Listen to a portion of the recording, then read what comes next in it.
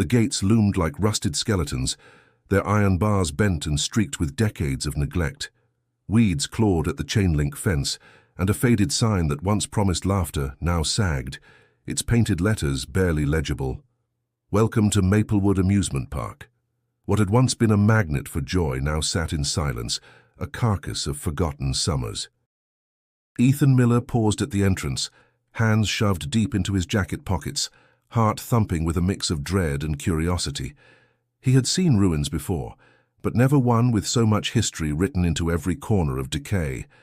Ryan Carter, his longtime friend, stepped forward with his usual grin, eyes gleaming with reckless enthusiasm. "Man, can you believe this? Ours. We actually own this place." Ethan shook his head slowly. "I can't tell if we bought a dream or a disaster." Ryan slapped him on the back. "Dreams always look like disasters at first. Just wait until people are lining up to get in here again." The words echoed against silence, swallowed by rust and time. Ethan wanted to believe him, yet behind his cautious smile lurked a storm of doubts. He wasn't a gambler like Ryan. He was a man of history, a high school teacher who cherished the past because it held lessons for the future. Ryan, on the other hand, thrived on risk, the type who would stake everything on a hunch. Their differences had always balanced their friendship, but now standing before acres of crumbling rides, Ethan felt the weight of those differences pressing harder than ever. And before we continue with this story, don't forget to subscribe so you won't miss the twists that lie ahead. Inside the gate, silence pressed close. The Ferris wheel stood motionless against the cloudy Ohio sky, its seats dangling like empty bird cages. Wooden boards creaked under their boots as they walked past the shuttered arcade, glass shattered and neon letters darkened. Ethan inhaled, catching the sour blend of rust, mildew, and damp earth. Memories of fairs from his childhood flickered in his mind, cotton candy melting on his tongue, bright lights reflecting off polished rides. But here, those same symbols were twisted shadows. Ryan raised his phone, snapping pictures. "Just look at this place. People are going to eat this up." Retro theme, original structures, classic rides. This is the kind of nostalgia that sells itself, or the kind that bankrupts you, Ethan muttered, glancing at the Ferris wheel's fragile beams. He could already imagine the mountain of repair costs, the endless permits, the lawsuits if something went wrong. Yet despite his fears, a thread of hope tugged at him. There was beauty hidden beneath the decay. They had stumbled on the park at a county auction just a month earlier, buried among foreclosure listings and repossessed farmland. Ryan had spotted it first, practically bouncing in his chair as the auctioneer rattled off bids. The property went for less than the price of a used pickup. Ethan hadn't meant to raise his hand, but Ryan's excitement was contagious, and before long they were signing papers. It felt surreal, like adopting a wounded giant no one else dared to touch. Now, standing inside the park for the first time as owners, Ethan realized how enormous their task truly was. The park sprawled for acres, each corner littered with broken dreams. Rusty roller coaster tracks, bumper cars with peeling paint, snack stands collapsing under rain-soaked shingles. Every step seemed to whisper a question. Why did it close? Why was it left behind? Ryan broke the silence. "You know what I see? Potential. The kind of place families will drive hours to visit again. We could bring this back to life, Ethan. Not just for us, this town needs it." Ethan studied his friend's face. Behind the bravado was a spark he hadn't seen in years.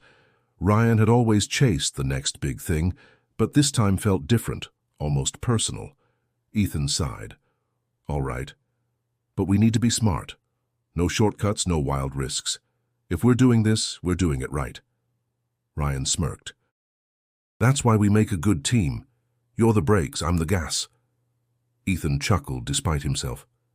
Still, unease lingered. The park wasn't just a business venture. It was a puzzle, one with pieces missing, secrets buried under years of dust. He could sense it, though he couldn't yet explain why. Something about this place held more than peeling paint and broken rides. The wind picked up, carrying the groan of loose metal. Ethan shivered. A storm was brewing, both in the sky and, he suspected, in their future.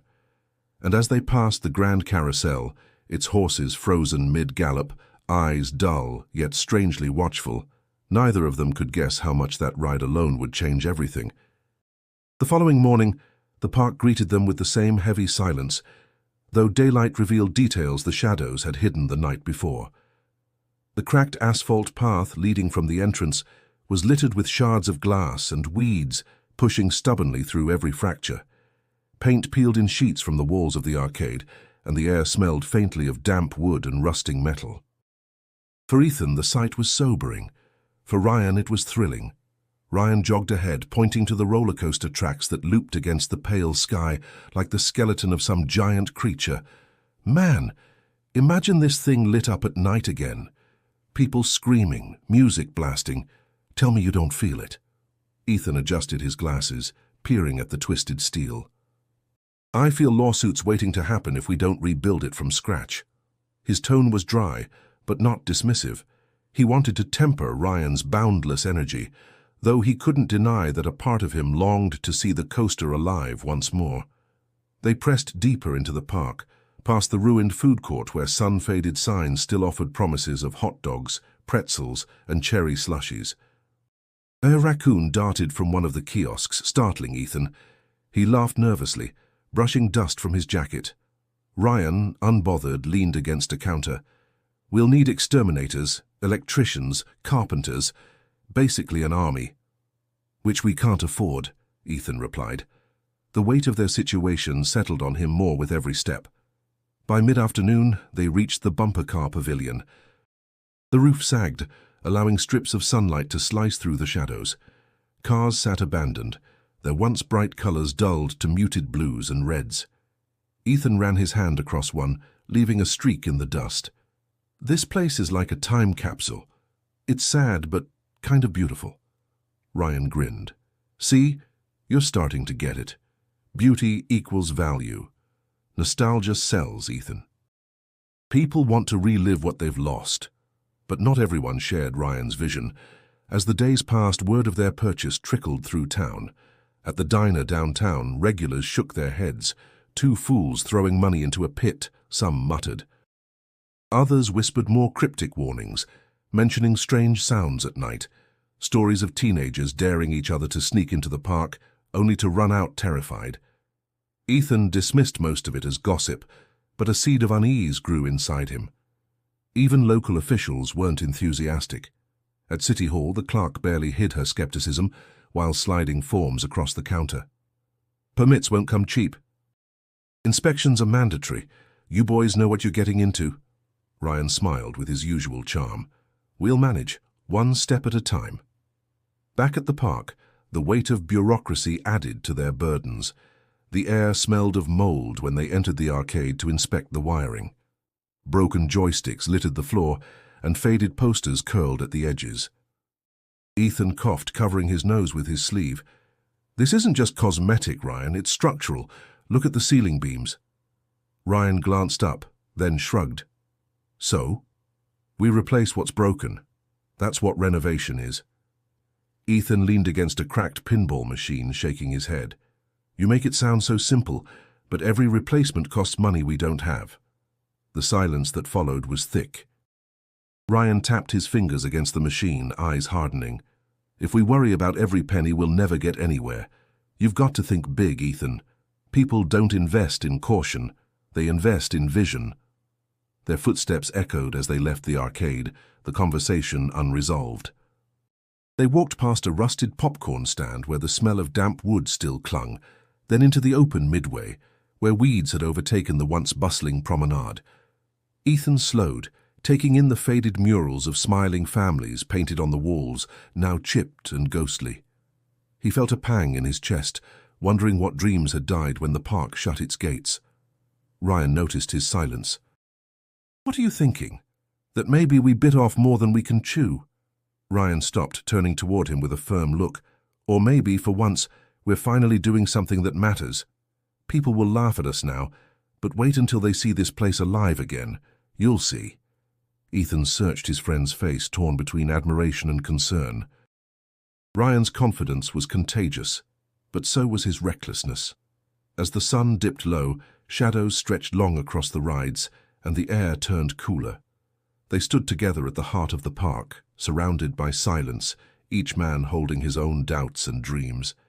For Ethan, the question was whether this gamble could ever succeed. For Ryan, the only question was how fast they could bring the park back to life. And beneath it all, both of them felt, though neither spoke it aloud, that the park itself was watching, holding secrets, waiting to be uncovered. Autumn settled heavily over the small Ohio town, crisp air carrying the faint scent of burning leaves from nearby yards. Ethan and Ryan had already spent several long days wandering the amusement park's ruins, documenting what could be salvaged and what needed complete rebuilding. Yet, despite their efforts, they were no closer to understanding the deeper story of the park's sudden collapse. The silence of the rides felt less like abandonment and more like something deliberately buried. Ethan's curiosity gnawed at him.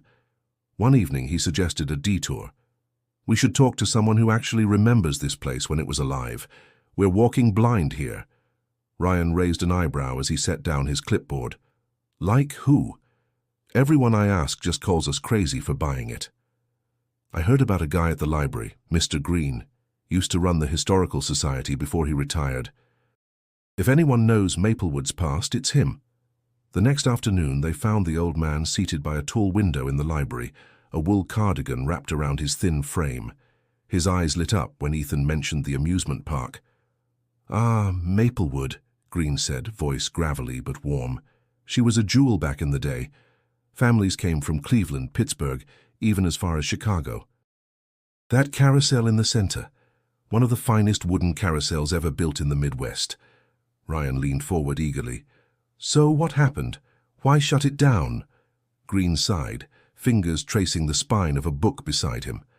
"The 80s were unkind.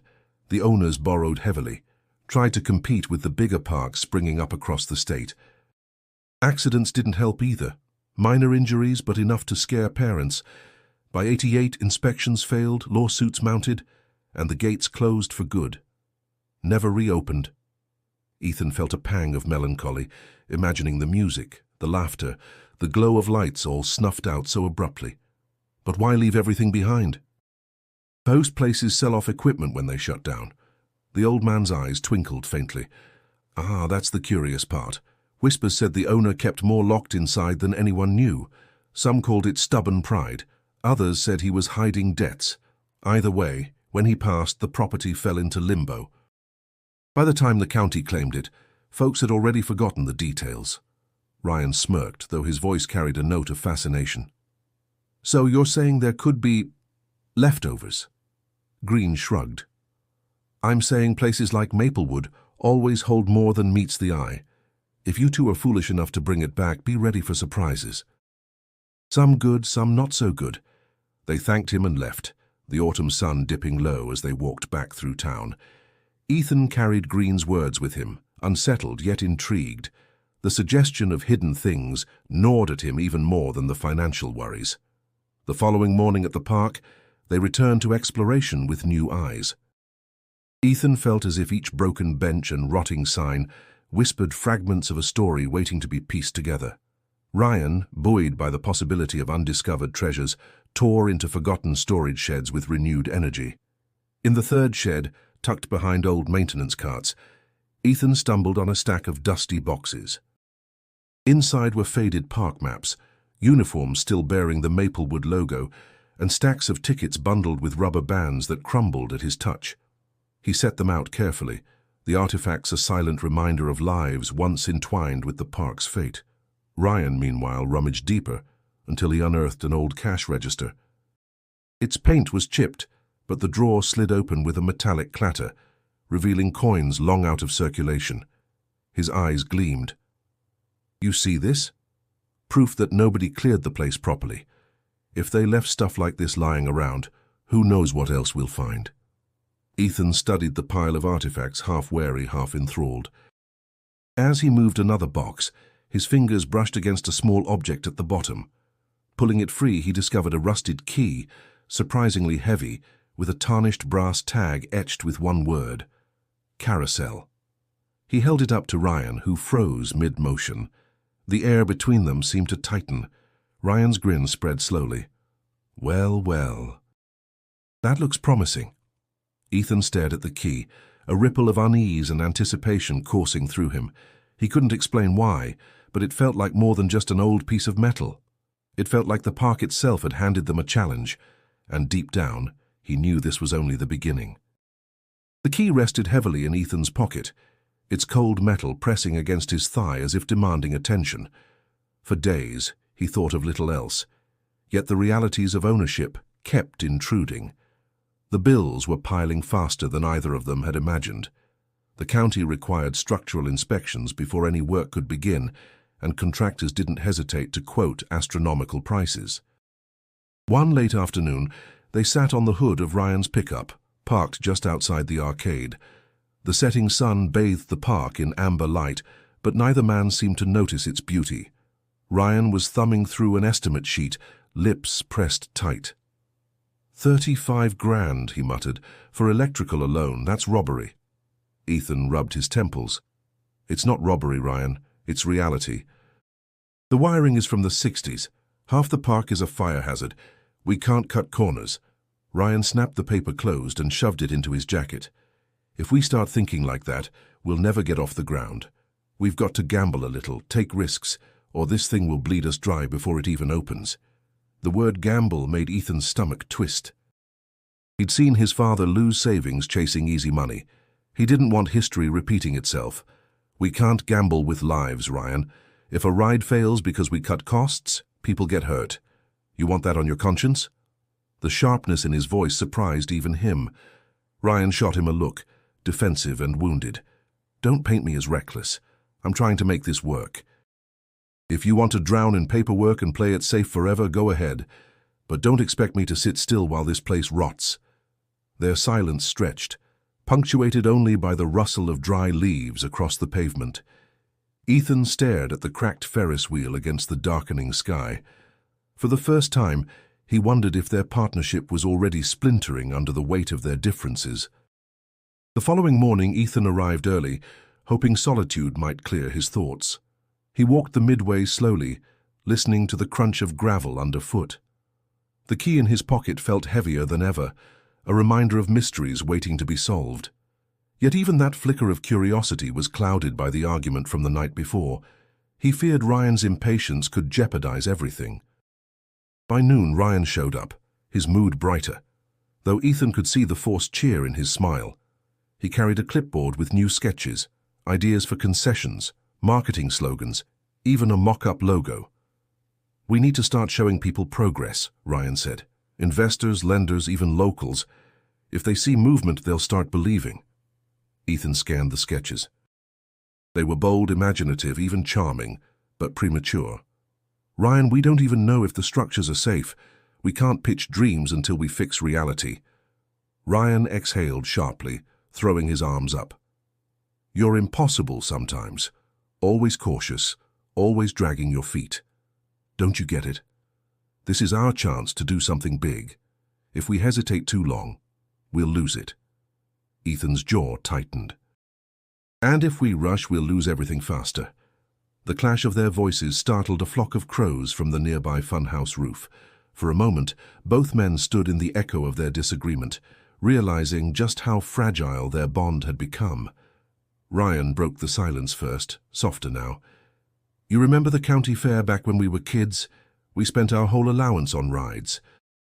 You said it was the best day of your life. Ethan's face softened despite himself. I remember. We rode the tilt-a-whirl until we couldn't stand straight. That's why I'm fighting for this, Ryan said quietly. I want kids to have that again. I want us to build something people remember. Ethan let out a long breath, his anger ebbing. He wanted that too, though fear often drowned it out. Then we need to find a way to balance your fire with my caution. Otherwise, we're going to burn this place down before we even start. Ryan nodded reluctantly, though his eyes still burned with restless ambition. The truce felt uneasy, fragile as glass, but for now it held. And as they walked toward the carousel, the setting sun painting the horses in shades of crimson and gold, Ethan couldn't shake the feeling that the park itself was testing them, demanding proof they were worthy of unlocking its secrets. The carousel stood at the heart of Maplewood like a forgotten monarch, its faded horses frozen in eternal gallop. Paint peeled from their flanks, once vibrant blues and golds dulled to ghostly shades. The central column, once polished to a mirror's shine, was now streaked with rust, its mirrors cracked and blind. Ethan and Ryan approached it in silence, the air around them heavy as though the ride itself carried a memory it refused to share. Ethan touched the railing, his palm catching splinters from the warped wood. "Hard to believe this was the park's crown jewel," he murmured.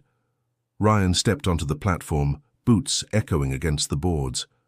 "Still is, in a way. If we can restore anything, this should be it. People love carousels, kids, parents, grandparents. It's timeless." But as Ryan walked further onto the ride, a hollow thud rang beneath his step. He stopped, frowning, then stomped again. The sound reverberated strangely, deeper than the wood should allow. Ethan's brow furrowed. "That doesn't sound right." Ryan crouched, knocking against the boards. "You hear that? It's hollow under here." "It's like there's space." Ethan hesitated, unease prickling along his neck. Probably just rot. Moisture could have eaten away at the foundation. "Or," Ryan said, eyes gleaming, "it could be something hidden. You don't put a chamber under a carousel for nothing." Ethan shook his head, though his hand drifted unconsciously to the key in his pocket. He'd nearly forgotten it in the haze of paperwork and arguments, but now it seemed to pulse with relevance. Slowly he pulled it free, the brass tag catching the dying light of the sun. Ryan's eyes widened. "You've been holding on to that, and you didn't tell me." "I wasn't sure it meant anything," Ethan said defensively. "It could just be a maintenance key." "Don't jump to conclusions," Ryan grinned, stepping closer. "Maintenance or not, it belongs to this ride, and if that floor's hollow, then maybe it's exactly what we've been waiting for." They circled the carousel, searching for a lock that matched.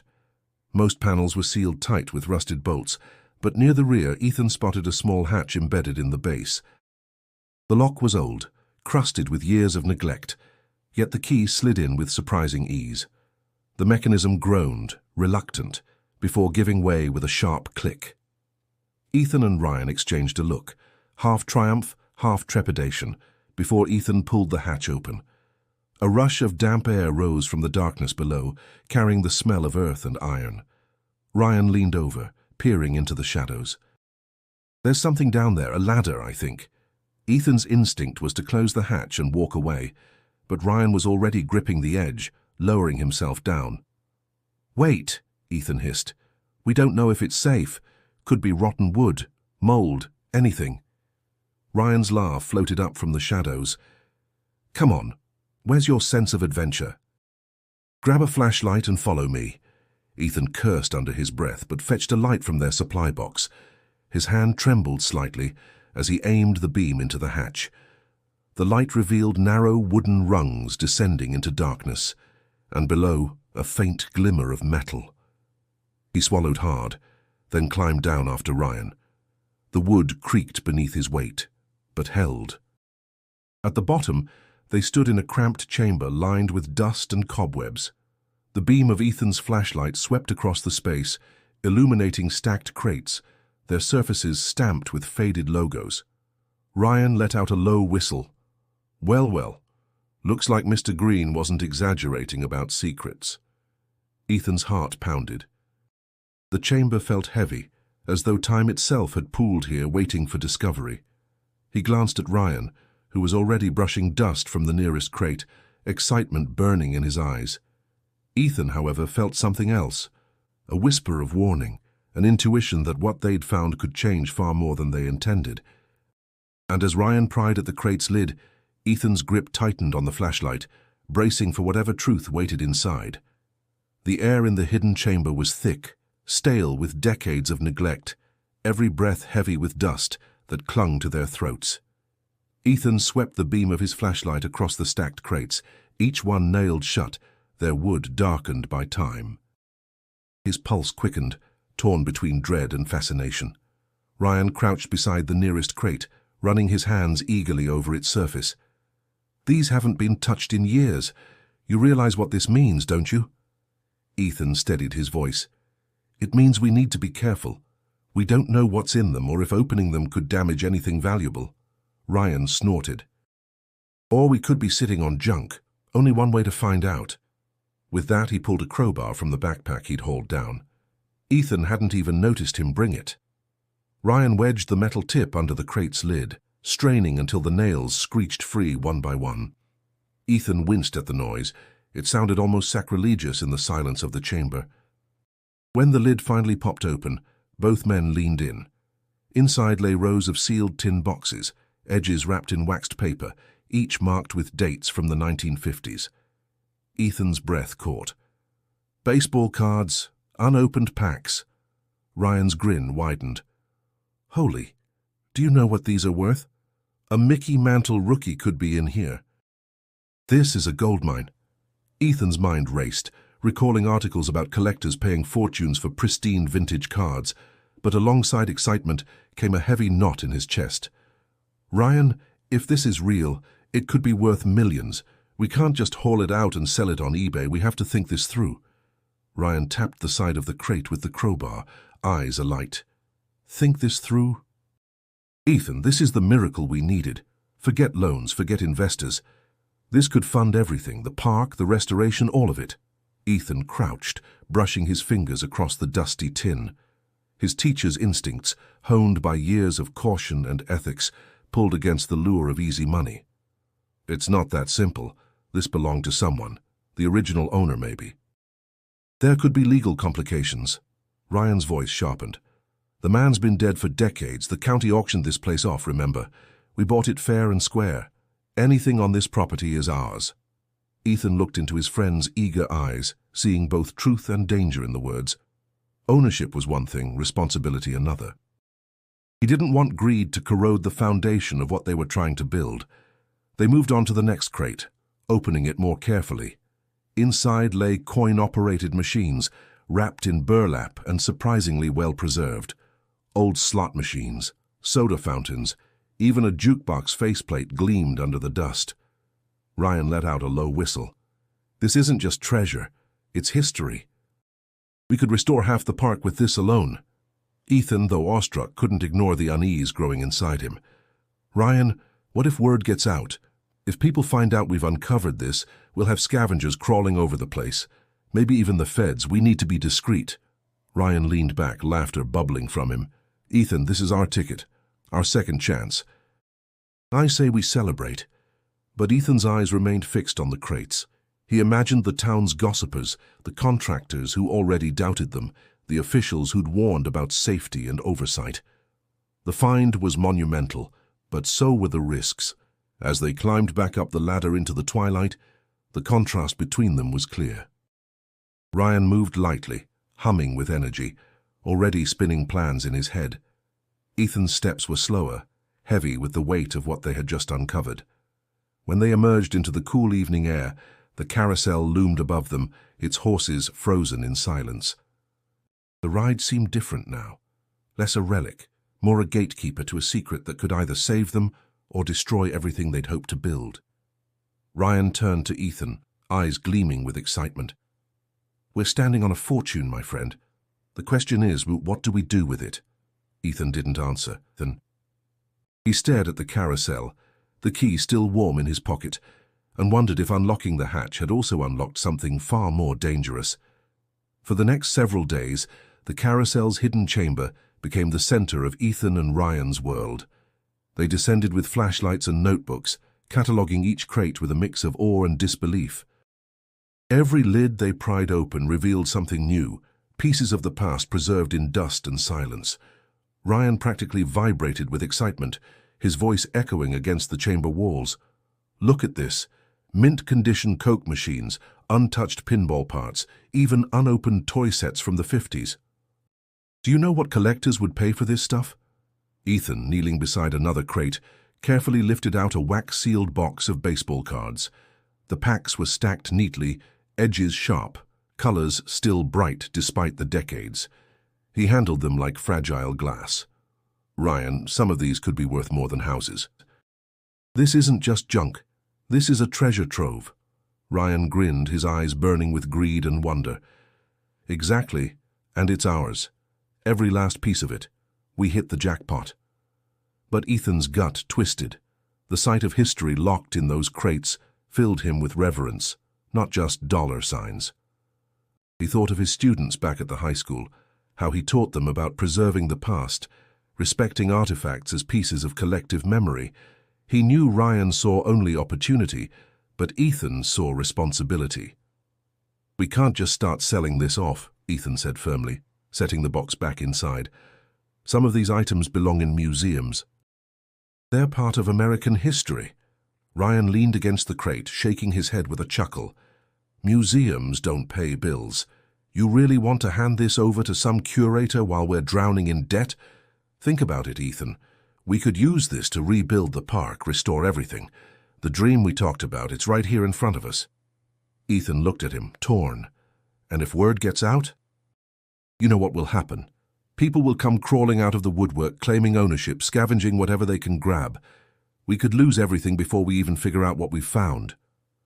Ryan's smirk faded, replaced by a calculating look. "So we don't let word get out. We keep it between us, quiet. Sell pieces slowly, carefully. No one ever has to know." Ethan's chest tightened. The secrecy felt like betrayal waiting to happen, yet he couldn't deny Ryan's logic, at least not completely. Restoring the park had always been their dream, and now the means to achieve it lay stacked in crates below the carousel. That night, Ethan lay awake in his small apartment above the hardware store, staring at the ceiling. His mind spun with questions. Could they claim ownership of what was hidden, even if the law said otherwise? Was it wrong to profit from artifacts that belonged to history, or would it be worse to let them rot unseen, buried under dust forever? The following morning, he returned to the park early, the chill of dawn hanging over the empty rides. Ryan was already there, crouched beside another opened crate, his face glowing with triumph. He held up a pristine leather-bound record book, its yellowed pages filled with careful handwriting. "Look at this," Ryan said breathlessly. "Inventory logs. Whoever stashed this stuff kept records. It's all documented, dates, items, even values. This isn't random hoarding, Ethan. This was deliberate. Someone hid this on purpose." Ethan flipped through the pages, his stomach knotting tighter with each line. The values listed decades ago were already staggering. Adjusted to the present, they were astronomical. The sheer scale of the find was almost beyond comprehension. Ryan closed the book with a snap, eyes blazing. "This changes everything. We're not just sitting on a small fortune. We're sitting on millions." Ethan stared at him, caught between awe and dread. Millions. The word itself felt heavy, dangerous. He knew Ryan was right. Their lives had just shifted in a way neither of them could fully grasp, and yet deep down Ethan feared the weight of that fortune might crush them both. Ethan sat at his kitchen table late that night, laptop glowing in the dim room. His fingers trembled as he typed search after search. 1952. Topps Mickey Mantle rookie card value. Unopened Wax Packs baseball cards. Vintage coin-operated machines collector's market. Each result tightened the knot in his chest. Auction records showed single cards selling for hundreds of thousands. Entire unopened packs, even boxes, had fetched millions. He rubbed his temples, whispering to himself, "This can't be real. This can't all be sitting under a carousel in Ohio." The next morning, Ryan barged into the park's office trailer, clutching his own stack of printouts. His eyes were bloodshot from lack of sleep, but his grin was electric. "Ethan, you won't believe this. Some of those jukebox pieces? I found a listing, 20 grand for one in decent condition." "Decent. Ours are practically untouched." Ethan closed his laptop, heart heavy. "I already know. I spent all night looking. Ryan, this is bigger than us. We're sitting on more than just a lucky find. We're sitting on a fortune that could ruin us if we don't handle it right." Ryan slapped the papers on the desk, leaning forward. "Ruin us? Are you kidding? This is salvation. No more worrying about loans or investors. We don't need anyone. We can rebuild the whole park ourselves." Ethan shook his head. "You're not listening. Once this leaks, it won't just be about us. The government could step in." Historians, collectors, even lawyers claiming the stash belongs to some estate. We could lose everything before we even touch it. Ryan scoffed, his tone sharp. Or we could play it smart, sell quietly, piece by piece. Nobody has to know the scale of what we've got. We keep the flow steady, rebuild as we go, problem solved. Ethan stared at him, unsettled by the ease in his voice. And what about preservation, museums? This isn't just about money, Ryan. Some of this belongs to history. Do we really want to be the guys who strip it bare just for cash? Ryan leaned back in his chair, crossing his arms. Museums don't pay bills. You want to donate? Fine. But let's be realistic. We've been scraping by for months, drowning in costs. Now we finally have a way out. Why would we throw that away? The words stung, not because Ethan disagreed entirely, but because he feared Ryan's hunger for success would blind him to consequences. He imagined headlines, lawsuits, strangers tearing through the park. The dream they'd built together suddenly felt fragile under the weight of millions. Over the following week, their lives became consumed with secrecy. At night, they inventoried the crates in whispers, careful not to draw attention. They locked the hatch under the carousel, hiding the key in Ethan's desk. But paranoia seeped into every corner of Ethan's mind. Every passing car near the park felt like a spy. Every creak of the carousel board sounded like warning. One evening, as they loaded a crate into the trailer for storage, Ethan spoke quietly. Ryan, promise me we won't let this change who we are. Promise me we won't let greed destroy what we started. Ryan paused, gripping the edge of the crate. His smile was thin, his voice calm but guarded. It won't. This is just fuel for the fire. Nothing more. But Ethan saw the flicker in his eyes, the restless spark of a man who had already begun to measure dreams in dollar signs. As the sun dipped behind the Ferris wheel, shadows stretching long across the cracked midway, Ethan felt the full weight of their discovery pressing on him. It wasn't just treasure they'd found, it was a test. A test of their friendship, their values, and their future. And deep down he feared the park had only begun to reveal how costly its secrets would be. At first, Ethan thought the unease was only in his head. Every creak of the carousel, every car passing on the road beyond the fence felt sharper, heavier than before. He told himself it was paranoia, the weight of knowing too much. But within days, it became clear the secret wasn't as safe as they had hoped. It started with the contractor. They had hired him only to patch leaks in the arcade roof, a simple job that required no access to the carousel. Yet one afternoon, Ethan returned to find him lingering by the midway, staring at the ride with a curious look. "Strange place you've got here," the man said casually, though his eyes lingered too long. "Heard rumors going around town. Folks say you boys found something under there." Ethan's chest tightened. He forced a laugh. "Rumors are all people around here have left to talk about." The man shrugged, but his smirk said otherwise. That night, Ethan told Ryan what had happened. Ryan brushed it off with a wave of his hand. "So what? Let them talk. Nobody knows the truth. They can guess all they want. We'll just keep quiet." Ethan leaned forward, voice low. "You don't get it. Rumors have a way of growing. Once people believe something's buried here, they won't stop until they dig it up themselves." Ryan met his gaze, irritation flashing. "Then we don't give them the chance. We lock it down, tighten security, end of story." But it wasn't the end. The whispers multiplied. At the diner, conversations quieted when Ethan walked in. Strangers he didn't recognize lingered outside the park fence, pretending to take pictures of the Ferris wheel. Even the clerk at City Hall asked pointedly, "So anything interesting turning up while you boys play archaeologist out there?" Ethan felt the walls closing in. The treasure that had seemed like salvation now felt like a curse. Each night he double-checked the locks, listening for footsteps on gravel, headlights cutting through the trees. Sleep became scarce, his mind running in circles of what-ifs. One evening, as they locked the office trailer, Ethan confronted Ryan. "We can't keep pretending this isn't happening. People know something's here." Ryan jammed the key into his pocket, voice sharp. "They don't know, they suspect. Big difference, and unless you go blabbing, there's no proof. So relax." Ethan's frustration boiled over. "Relax? Ryan, we've been followed. Strangers are circling the gates. What happens when one of them decides to climb the fence? What happens when they find what we found? Ryan's jaw tightened, his tone icy. Then we make sure they don't. Simple as that. Ethan studied him, unsettled. Ryan's confidence had always been magnetic, but now it felt dangerous, almost reckless. He wondered if his friend's ambition blinded him to the growing threat. The following night, Ethan walked the park alone, flashlight beam cutting across rusted rides. The silence was thicker than usual, broken only by the groan of metal in the wind. As he neared the carousel, the beam caught footprints in the dirt, fresh, not theirs. His pulse quickened. He crouched, tracing the tread marks. Someone had been close. Too close. By the time he returned to the trailer, Ryan was there, sipping from a beer bottle, feet propped on the desk. Ethan slammed the flashlight down. They've been inside the fence. Ryan didn't flinch.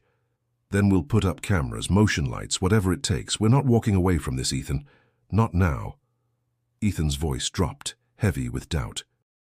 Maybe the problem isn't just outsiders. Maybe the problem is us. What this is doing to us. Ryan looked at him for a long moment, expression unreadable, before turning back to his drink.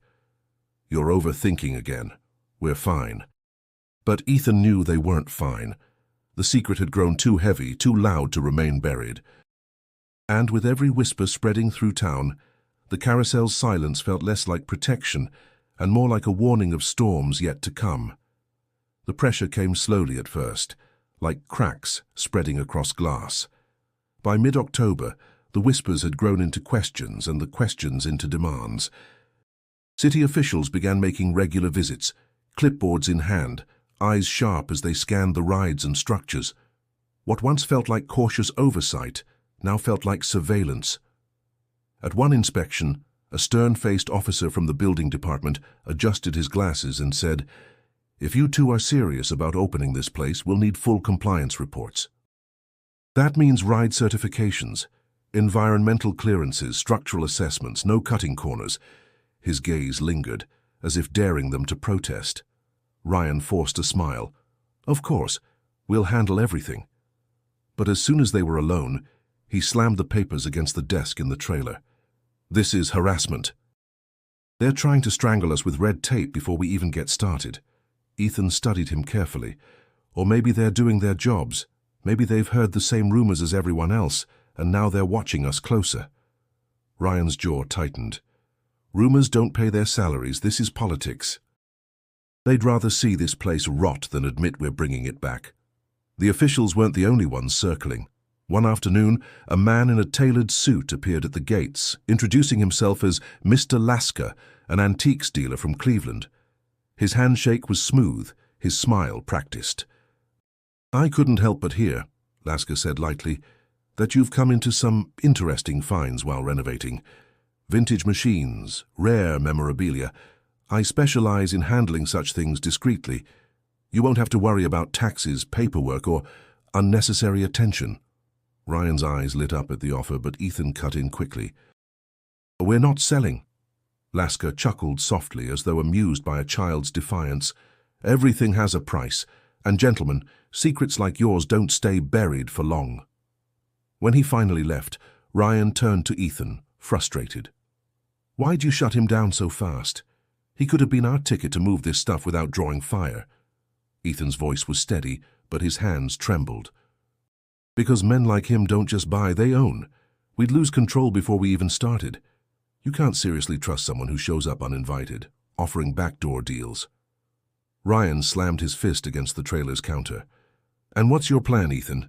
Sit on crates forever? Watch the park fall apart while you lecture me about responsibility? We need action, not fear." Their words clashed like thunder. Both men too dug in to yield. Ethan's stomach churned as he realized the widening gulf between them. Ryan saw fortune and opportunity. Ethan saw danger and collapse. The treasure had become less a blessing than a wedge driving them apart.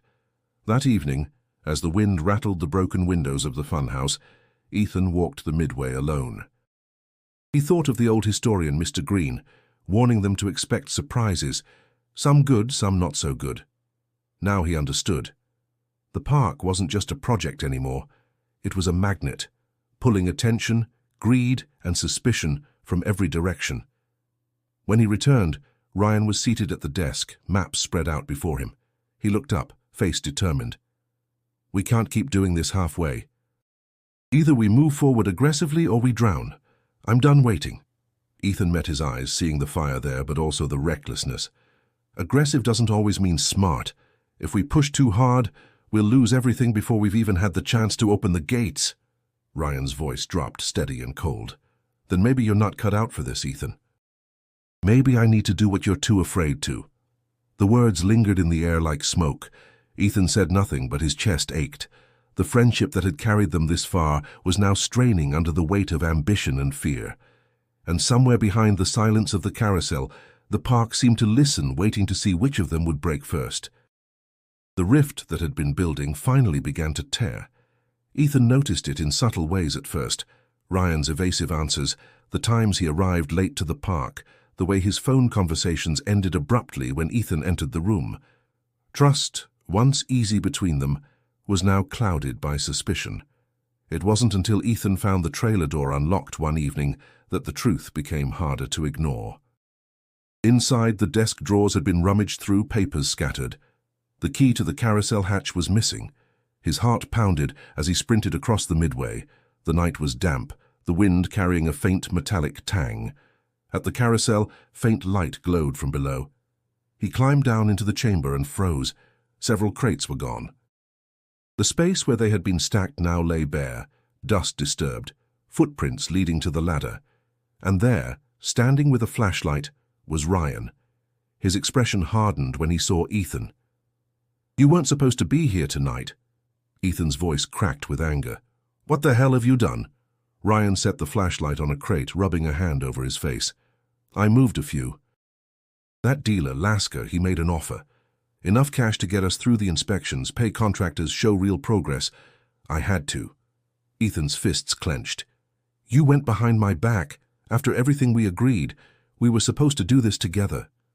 Ryan's tone sharpened. "Together? Ethan, you've been dragging your feet since day one. Always worried, always second-guessing. If I'd left it up to you, we'd still be sitting here broke, staring at dust." Ethan stepped closer, his face pale with fury. "You think this is about hesitation? This is about trust, about integrity. You sold us out for a quick payout." Ryan's eyes narrowed. "I did what had to be done. You can't run a park on morals, Ethan." "Dreams cost money." The chamber's silence pressed around them, broken only by the sound of their ragged breathing. Ethan's chest ached, not just from anger, but from grief. The boyhood friend who once shared cotton candy and laughter at the county fair now stood before him like a stranger. "Do you even hear yourself?" Ethan whispered. "You sound like the very people who let this place die in the first place. Greedy, desperate, careless." Ryan flinched, but only for a moment. His jaw set. "And you sound like someone too afraid to live. I won't let fear ruin this. If that means making hard choices, so be it." For a long time, neither moved. Ethan stared at the crates, at the empty space where history had been stolen, at the man he thought he knew. The flashlight's beam caught dust swirling in the air, each mote a reminder of how fragile everything was. Finally, Ethan turned away, climbing the ladder without another word. Ryan didn't follow. Outside, rain began to fall, light at first, then harder, drumming against the carousel's roof. Ethan stood in the downpour, heart racing, the betrayal cutting deeper than the cold water soaking his clothes. He wanted to believe Ryan could still be saved, that their friendship wasn't lost. But in that moment, all he felt was the sting of betrayal and the heavy truth that their dream was unraveling. Behind him the carousel loomed, silent and indifferent, its hollow chamber now scarred by greed. Ethan clenched his fists, vowing to protect what was left, even if it meant standing against the person he once trusted most. And as thunder rolled across the sky, he realized the storm inside the park had only just begun. The storm that had broken between them lingered in the air for days. Ethan avoided Ryan whenever possible, working on minor repairs alone while the tension simmered. But the distance between them didn't stop the outside world from pressing closer. The rumors had grown teeth, and soon they would find out just how sharp those teeth could be. It was near midnight when Ethan, restless and unable to sleep, drove out to the park. The rain from earlier in the week had left the ground damp, the air thick with the scent of wet leaves and rust. As he pulled up near the gates, his headlights caught movement, shadows slipping between the rides. His heart jolted. He killed the engine, stepping out quietly, ears straining. There it was again, the clatter of metal, hurried footsteps. Someone was inside. He dialed Ryan without thinking. The phone rang twice before Ryan answered, groggy. "What is it?" "Get down here, now. We're not alone." By the time Ryan arrived, Ethan had already spotted 3 figures moving near the carousel. Flashlights flickered as they pried at the hatch. Ryan crouched beside him, eyes narrowing. "Thieves, damn it! They must have heard too much." Ethan's pulse thundered. "We should call the cops." Ryan shook his head, voice low but urgent. "By the time they get here, those crates will be gone. We have to stop them ourselves." Ethan wanted to argue, but the sight of the men forcing the lock silenced him. If they succeeded, everything hidden beneath the carousel would vanish into the night. They moved quickly, sticking to the shadows of the midway. Ethan's breath came shallow, his mind screaming at him that this was madness. But adrenaline carried him forward. When they reached the carousel, Ryan lunged first, yanking one intruder back by the collar. The man cursed, swinging his flashlight like a club. Ethan rushed to grab the tool, struggling against the weight of desperation in the stranger's blows. Another figure bolted toward the hatch, only for Ryan to shove him hard against the railing. The chaos unfolded in frantic bursts, shouts, footsteps, the thud of fists against wood. Ethan's chest burned with fear, but his body moved without hesitation. He thought of the crates, of the history they guarded, of the dream slipping away if they failed. One of the intruders broke free and sprinted toward the funhouse, but the others stumbled as Ryan pinned them down. Ethan grabbed the padlock, forcing it shut before the hatch could be pried open further.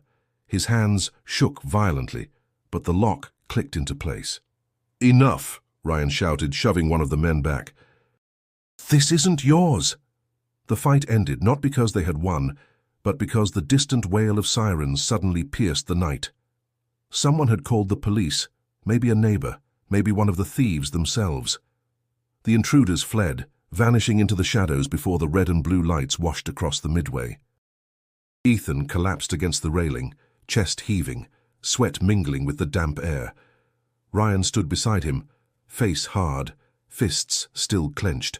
2 officers hurried toward them, demanding explanations. Ethan tried to speak, but words tangled in his throat.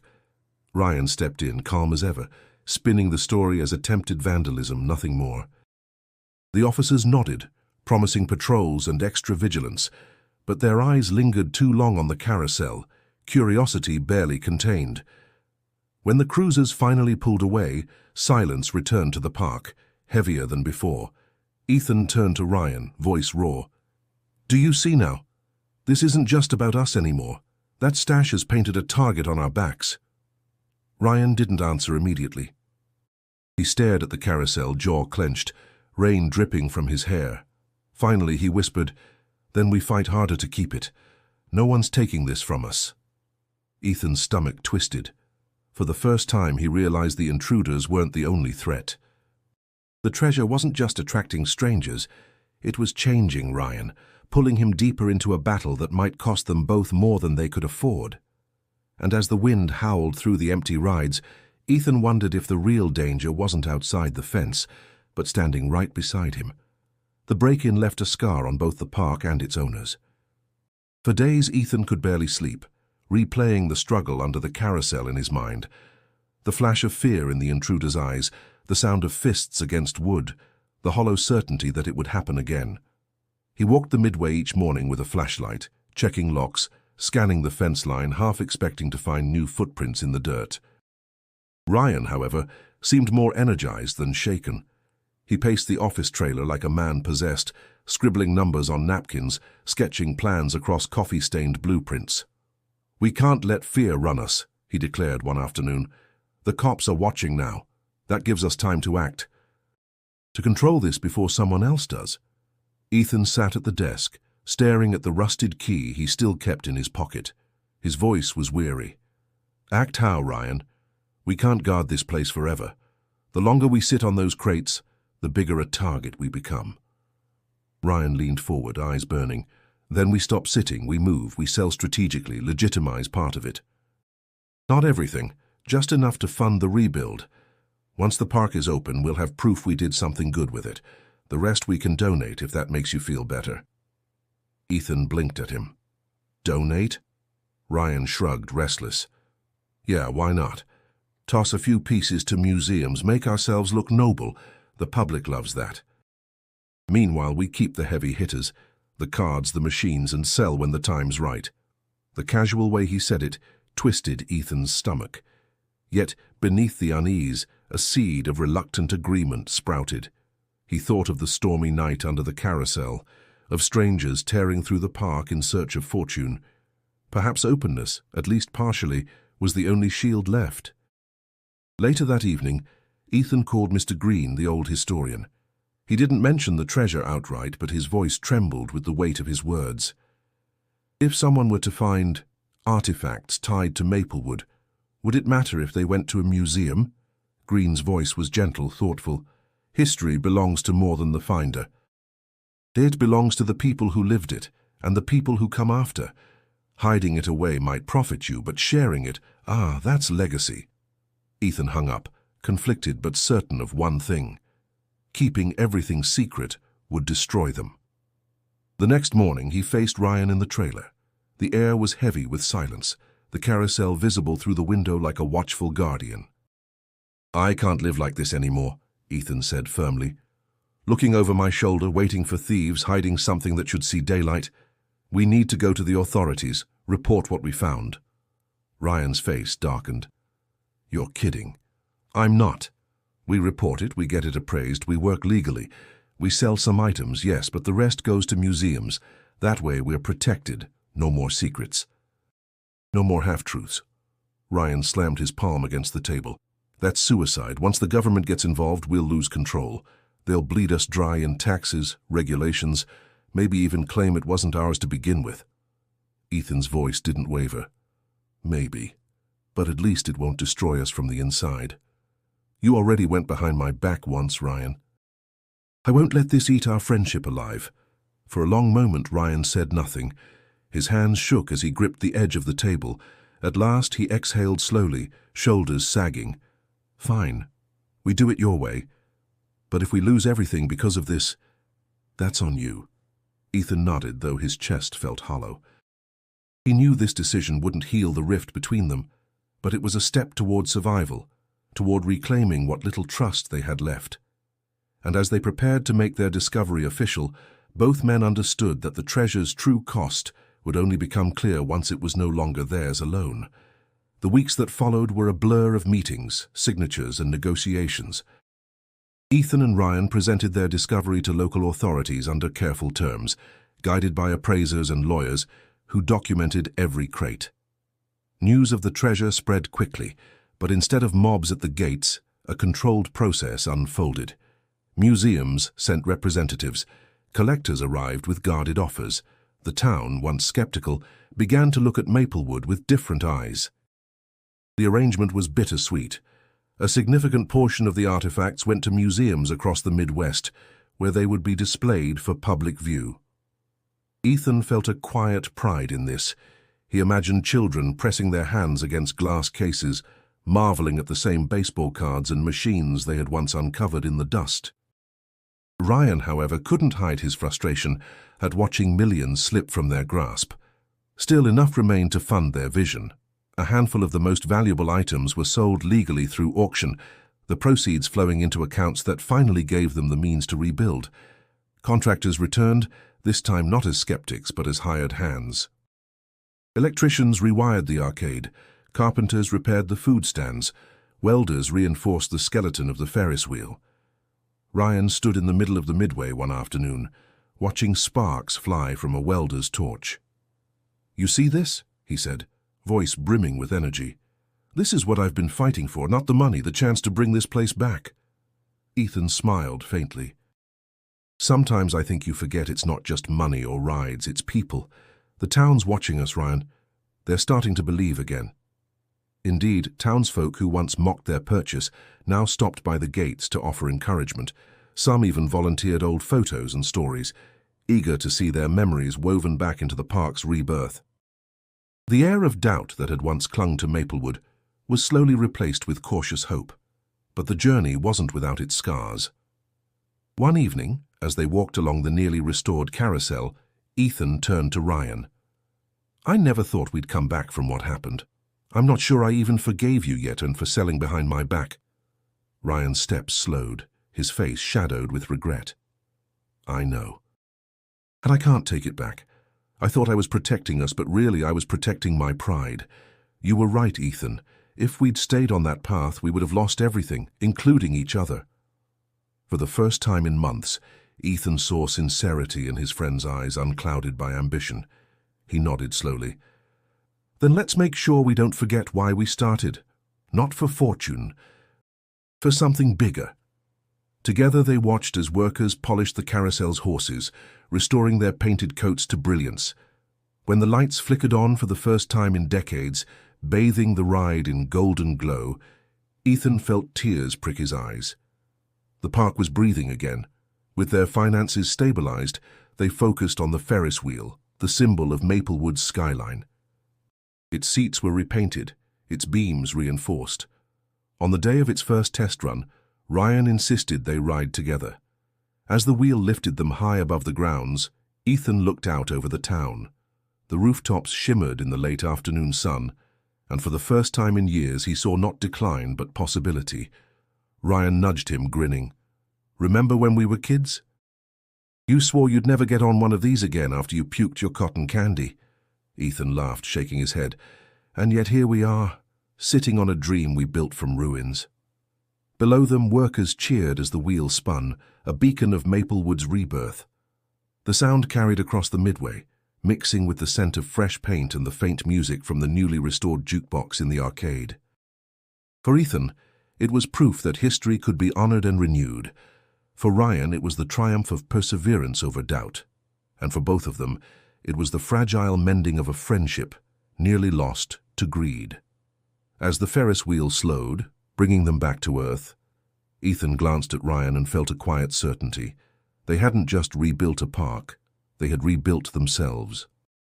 The day of Maplewood's reopening dawned bright and cool, the sky brushed with streaks of autumn gold. For weeks the townspeople had gathered at the gates, peeking through to watch progress unfold. Painters touching up murals, carpenters mending fences, electricians stringing lights that once again glittered against the skyline. Now the gates stood wide open, welcoming families who hadn't set foot inside in decades. Ethan stood near the entrance, watching children race down the midway, their laughter echoing where silence had reigned for so long. He breathed deeply, inhaling the mingled scents of popcorn, fresh paint, and cotton candy. It was as if the park had awakened from a long sleep, stretching its arms and drawing the town back into its embrace. Ryan joined him, straightening his jacket, a rare nervousness flickering across his face. "Look at this, Ethan. They came. They actually came." Ethan smiled softly. "Of course they did. This place always belonged to them. We just reminded them what it could be." The Carousel was the centerpiece, restored to glory. Its wooden horses gleamed in new coats of paint, eyes bright, manes flying as music filled the air. Children clutched the poles with wide-eyed wonder, parents waving from the platform's edge. Ethan and Ryan had agreed to install a small plaque at the base. Behind this carousel, a treasure was found. But the greatest treasure was what it gave back to the community. The Ferris wheel turned slowly in the distance, carrying families high above the town, its lights flickering like stars even in the daylight. Old games had been rebuilt, snack stands reopened. The arcade buzzed again, with teenagers crowded around pinball machines and claw games. As Ethan walked through the park, he was stopped again and again by neighbors thanking him. One elderly woman pressed his hand, tears shining in her eyes. "I brought my children here when they were young. Now I'm here with my grandkids. You gave us back something we thought we'd lost forever." Ethan swallowed hard, humbled. "Thank you for trusting us," he replied. Later he found Ryan near the Ferris wheel, gazing up at the spinning seats. For once, his expression wasn't one of ambition or calculation, but simple contentment. "You know," Ryan said, "for all the millions we could have kept, this feels richer." Ethan chuckled. "I never thought I'd hear you say that." Ryan shrugged. "Don't get me wrong, I still love money. But this, seeing it alive again? Hearing kids scream and laugh, you can't put a price on that." Ethan nodded, feeling the truth of it settle deep inside him. The fortune they had uncovered had nearly torn them apart, but in the end, it had also given them the means to rediscover who they were, not just dreamers or opportunists, but builders of something lasting. As the sun dipped lower, music swelled through the park. Families gathered in the main square, the carousel glowing like a beacon. Ryan raised a soda cup in a mock toast. "To Maplewood. May she never sleep again." Ethan clinked his cup against his friend's, a quiet smile spreading across his face. "To Maplewood, and to us. May we never forget what it took to get here." They stood together, not as men chasing fortune, but as friends who had rebuilt both a park and a bond once fractured. And before we close this story, don't forget to subscribe for more incredible journeys like this one, and click on the suggested video on your screen to keep the adventure going.